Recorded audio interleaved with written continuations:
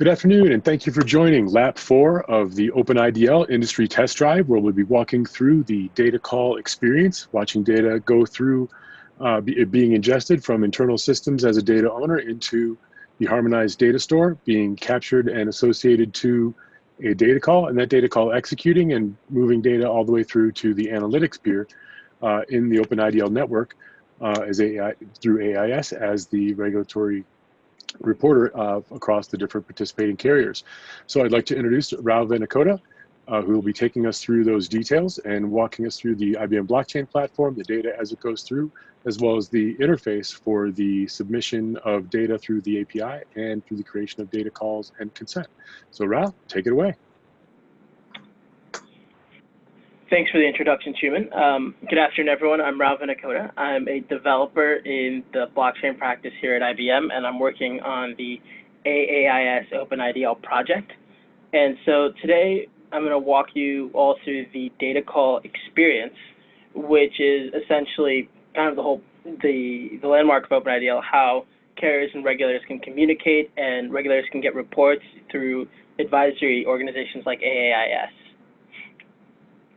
And so before we start, I wanted to provide an overview of kind of what the process will entail and what we're going to demonstrate today. And so, the big picture is that it's going to have two main sections. The first is before a data call happens, which is that insurance companies, carriers, will upload their sample data to a database we call the Harmonized Data Store, which means, and that's referring to the fact that data is in AAIS format, and that it's easily digestible for the extraction pattern, which we'll get into later. And once that's done, we'll be able to start the data call simulation itself.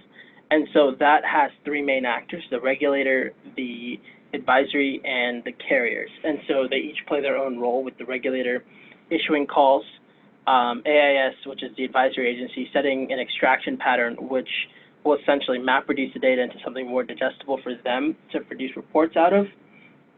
And then the carriers will see the process happen and consent to the data call to allow their data to be shared from their Harmonized Data Store to an analytics database that's set up to receive it. So the upload for the purposes of this demo is done using something called the Insurance Data Translator, which is an API with an endpoint where carriers can browse for a file and then upload it to their Harmonized Data Store. And we'll be currently uploading on the multi-tenant database, which has a point to it, which is that you'll see a bunch of fields here, from the file to the format to the carrier ID, which I will bring up on the right. The file, of course, is the sample insurance data file that we're going to upload. The data format refers to essentially what the Harmonized Data Store is about, which is the common format that all the data share, which in this case is the AAIS OpenIDL format that we've determined. And the carrier ID is an identification which identifies who the carrier is on the network. And it's especially important when uploading data because each carrier will have their own instance and their own Harmonized Data Store. And because of that, the Insurance Data Translator needs to know which Harmonized Data Store to actually push the data to, and the carrier ID is a piece of information that lets it know that. So we're going to go ahead and upload the data, and if it uploads successfully, we'll get a 200 HTTP response, which means that the database has received the data and let us know that it's been pushed successfully.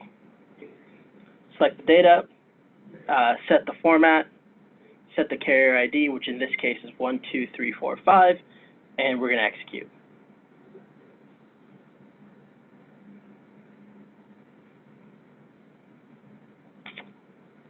And right here, we see that we have the success true message, which means that the database got the insurance data and then sent it back to us.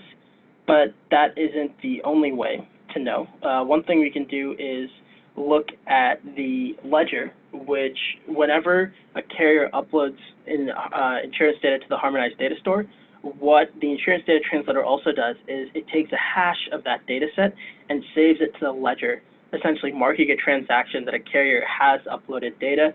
And so what we're going to do is we're going to use the IBM blockchain platform to actually view that transaction. And something we explained yesterday in the node stand-up is the various channels, and the AAIS carriers channel is the one that this node is currently a part of.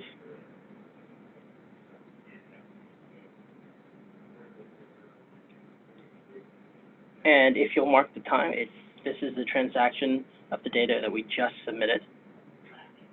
And the block transaction will show that we've saved the insurance data hash to the Harmonized Data Store, and it shows the file name, the output, as well as the carrier ID, and so forth. And one of the other things that we can do is also take a look at the actual Harmonized Data Store. And there, if we refresh the page, we can see that the document we just uploaded with carrier ID 12345 was pushed to the Harmonized Data Store. This is the output, and this is the JSON filled with the sample insurance data. So this data, just to clarify, lives only on the peer node, so completely within the data owner's control in an environment that is in their own cloud environment. So this is the raw data, if you will, that lives in the Harmonized Data Store. That's exactly right, Truman. And so one of the things is that this is an asynchronous process that isn't actually tied to the data call itself, so this can happen at any time and at any rate that the carriers choose. And so we're going to go ahead and we are going to advance to the data call part of the demonstration. And so just a quick overview again is that we have three main actors in the data call process. We have the state of Virginia, which is a regulator, a carrier, which, not a real insurance agency in this demo, and AAIS, which is an advisory agency. And so Virginia's role, of course, as a regulator in the network will be to draft and issue data calls and essentially view AAIS and the carrier's actions. The carrier's role will be to review data calls, interact with the drafts, and consent to any data calls that have been officially issued. AAIS sees the data call out, they set the extraction pattern, determine how the carrier insurance data will be filtered, and then they're also going to be the ones setting report delivery dates as well as providing the report for regulators to use. So we're going to use the OpenIDL UI, and we're going to log in as the state of Virginia, and we're going to create a brand new data call.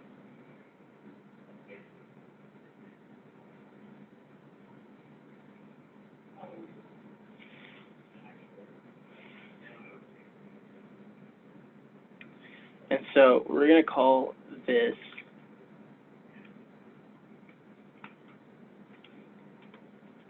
a cause of loss data call, and we're looking for the causes of all loss dates as far as homeowners. And all these fields that we see here are required for the data call to go out. We want regulators to provide as much information as they can. While Ralph's filling that out, what we're looking to do in creating this draft data call was actually a new feature that we came up with in combination, during design thinking with both carriers and regulators to help carriers understand the purpose of a data call, build a little empathy as that data call is being formulated to help carriers understand why that's coming about, who the ultimate beneficiary is, and as well as provide an opportunity for those contributing to it to get some value back from the resulting report. So this way, everybody's vested in providing a data call, and more participation would be encouraged when there's some vesting in its creation, understanding of the purpose, and maybe even getting some return value out of it, which is not something the data owners today get in the regulatory reporting process. That's exactly right. So we're looking for the cause of loss for a 3-year time span from January of 2016 to December of 2018.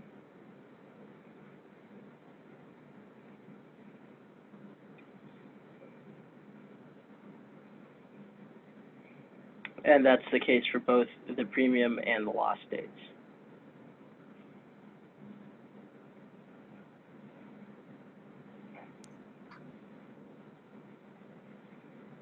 It was just my screen, but you might have lost your start date. This deadline that we're going to provide is going to be today because we want the data to transfer today. And in general, this deadline is when the data will fire.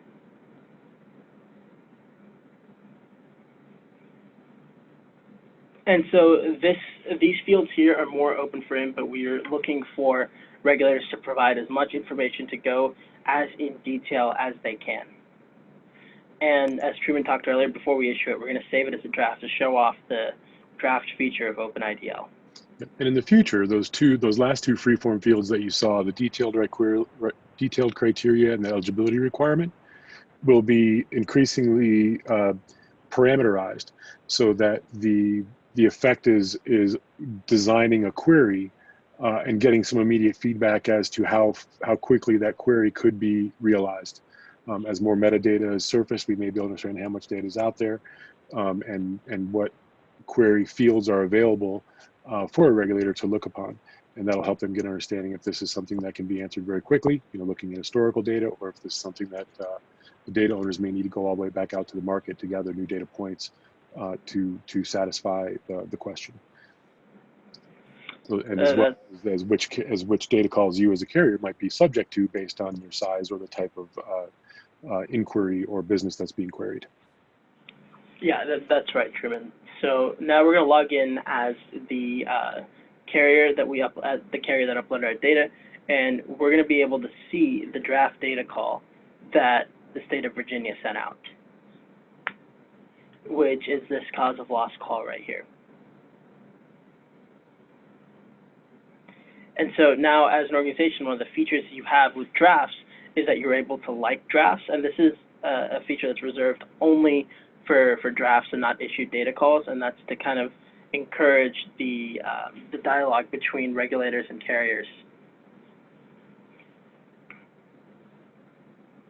And of course, with the fact that it's still a draft, you have the option to go back on your like if, for whatever reason, something has changed. And this like count is something that'll get updated in the ledger, and the carrier will see it in their like count right here as soon as they update. And when we log out and we log back in as the state of Virginia, we're going to be able to see that update on like count for us as well. Right. And if as a new version is created, if the data call does change in draft, the version number will be updated and any like counts will be reset on that new version. That's right. If for example, when we have the option to abandon the data call, to save the draft, to save a new draft, and if we were to do that, like Truman mentioned, we'd have to add a comment to justify, and it also track the versioning and the history of the call. But now that yeah. I would say this quick note to regulators: the clone button allows the ability to quickly replicate the data call for, say, a different state, or for a similar data call for a slightly different line of business, or for a recurring event, say catastrophe, or a question you want the answer to every month. Exactly. Yeah. And now that we have our data call unofficially endorsed by the carriers, we're going to go ahead and we're going to issue it as Virginia.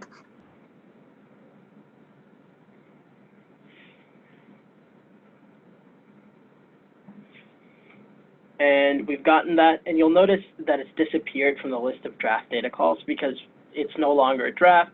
But if we go over to the Issued tab, we will see our cause of loss data call here now under Issued Data Calls. And if in the previous screen we were to abandon the data call, we would see it under the Abandon tab. But now, before we log out, we're going to log in consent as the carrier. We're actually going to log in as AAIS. And as AAIS, one of the things that AAIS will do before the carrier will consent is set an extraction pattern. The extraction pattern is a map-reduce function that will filter the JSON that we saw earlier in the Harmonized Data Store into a format that AAIS can then make reports out of.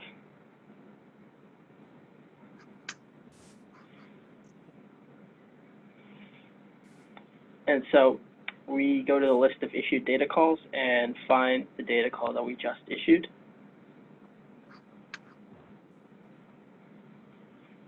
And this is where we choose to set the extraction pattern, and something you'll notice is delivery date and form URL.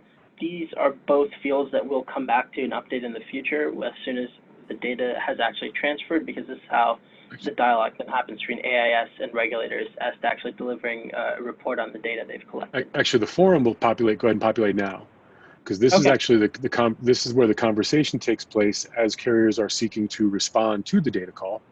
And exactly what did you mean by this field, and do you mean with this or with that? There's often questions as to how carriers are storing the data in their current system, and what the regulator is actually requiring in terms of the data populating a particular column.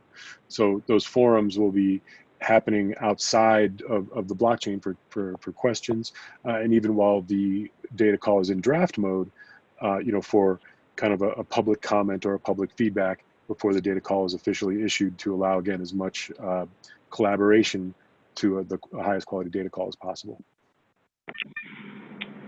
Okay, that's exactly right, Truman. So now that we've updated both the extraction pattern and the form URL, we're going to update the report, which is essentially the data call that Virginia sent out. So now when carriers see this data call, they're going to see the extraction pattern as well.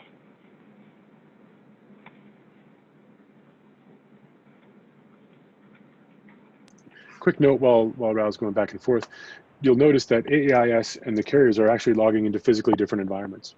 They're logging into two different nodes on the OpenIDL network, behaving as two different organizations in two different methods, looking at the same channels and interacting through different mechanisms. So it's helpful to understand that. They're actually looking at two physically different UIs, even though they look very much the same, that are deployed through each peer node, through each OpenIDL in a box that we saw yesterday.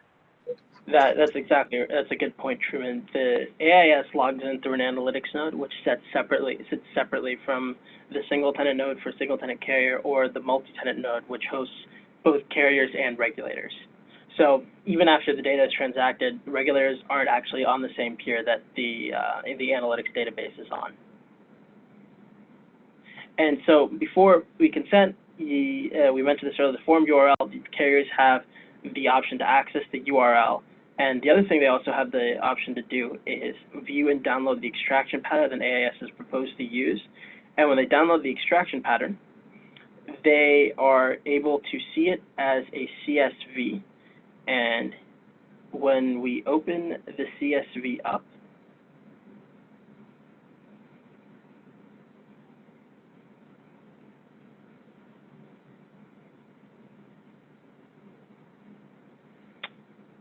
we get a look at the MapReduce function here, which is the extraction pattern. And this is what will be applied to the data.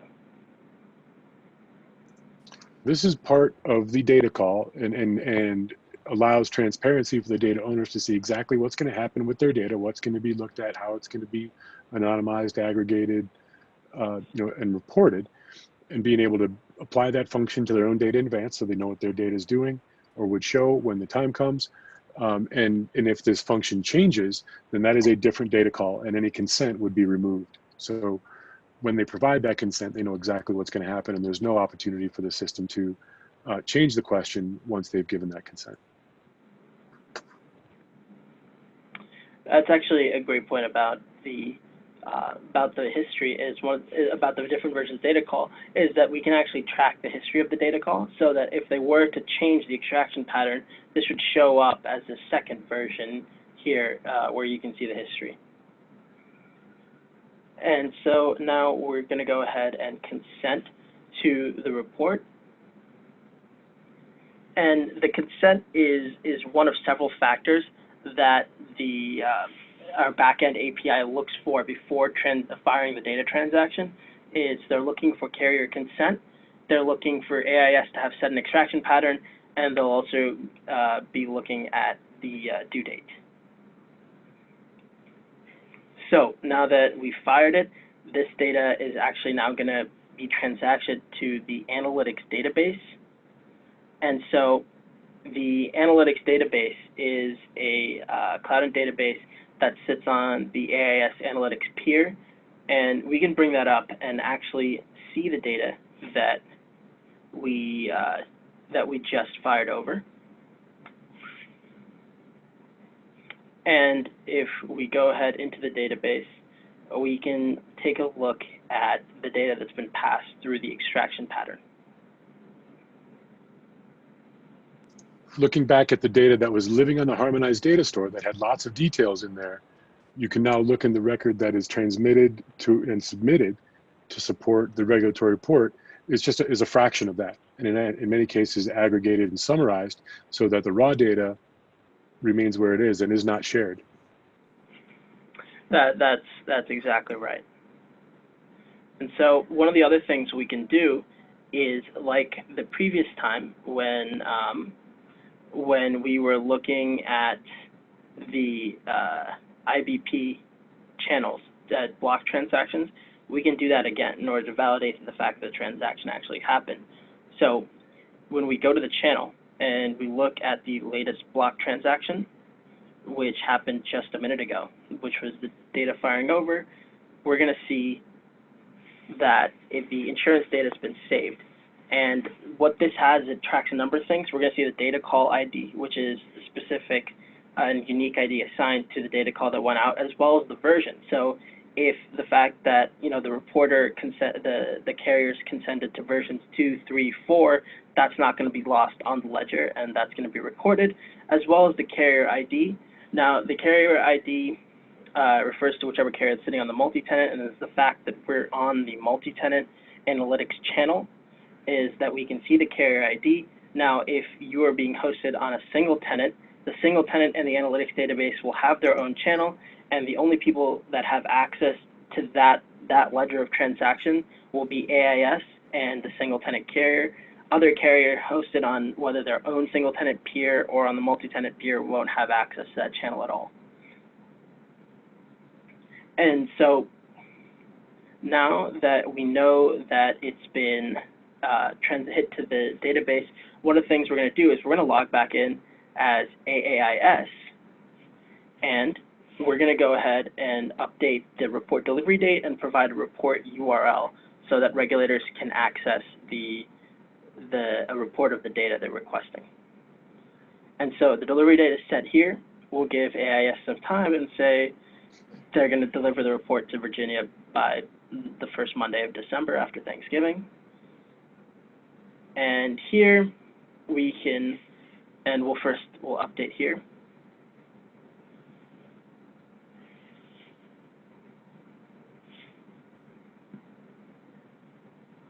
We'll see the proposed delivery date now reflected, and we'll go down and provide an example report URL. Yeah, so when we put the report up there, we'd actually be putting as well a hash of that report to verify that the delivery report has not been tampered with throughout the process. Depending on the nature of that report, that'll be a variety of different things and how that'll be verified.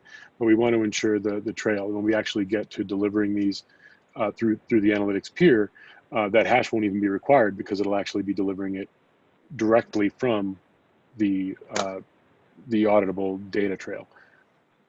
To accommodate delivery reports, for example, traditional reports today that are in a PDF, the PDF of the hash of that PDF would be provided such that when it's added to the network that AAIS has created the report, when the regulator gets it and reviews it and they ultimately publish it, the receiver of that report can see that the hash, the one they're looking at, is the one that ultimately came out from AAIS based on the raw data of the process. Increasingly, this will be automated as the data is more directly fed into a real-time visualization as opposed to a static object. That's right. And so now let's log back in as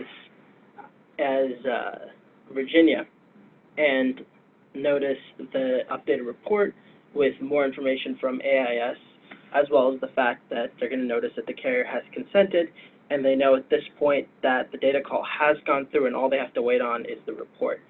And so you see the consent count here and the fact that it's awaiting the report status.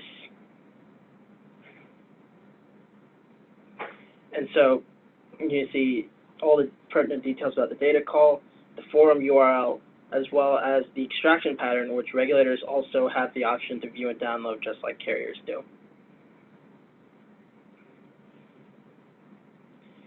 And those extraction patterns are reusable as well, so that similar patterns can be reused, or similar data insights or interactions could be reused to answer different questions if it's based on some of the similar data.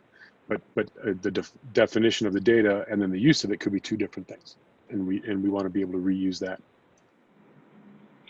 Correct. Yeah. And now at this point, the regulators are aware that the data transaction has happened. It's been recorded in the ledger. The data is sitting in the analytics database. AAIS has proposed a delivery date for regulators, and now all that's really left to complete the process is for AAIS to generate a report and for regulators to accept the report. And that's about all. And if you have any questions, please feel free to reach out, and I'm going to pass it back to Truman. Thank you so much, Ra. Hopefully that was really informative. Certainly, certainly to me, it's certainly exciting to see this process in action, being able to see the different applications as a data owner of allowing interactions with data without revealing the underlying private information, establishing that sort of control in a very transparent environment that's highly efficient, that not only to deal with regulators, but potentially deal with any number of third-party, untrusted sources that need limited access to insights that your data might provide. So thank you very much. This wraps up our technical deep dive of the industry test drive. We will be running the test drive for another 2 weeks, finishing up on December 6th, and then releasing the final report at the NAIC meeting on December 10th in Austin. We welcome everyone's participation and attendance in that, and we'd like to direct you to AAISonline.com as well as openidl.com for more information on AAIS and OpenIDL. Also to ibm.com/blockchain for more information on IBM's blockchain services and the IBM blockchain platform that you saw here today, as well as IBM's onboarding services to help you get set up with OpenIDL in a box and participate in the next couple of weeks of getting your own nodes set up in OpenIDL as part of the industry test drive. So with that, again, as Ralph said, please don't hesitate to shout. If you have any questions, feel free to reach out, email, chat, social forums, as well as visit the industry test drive webpage. You can find that on AAISonline.com, and looking forward to talking with you soon. Thank you again very much for your time, and have a wonderful day.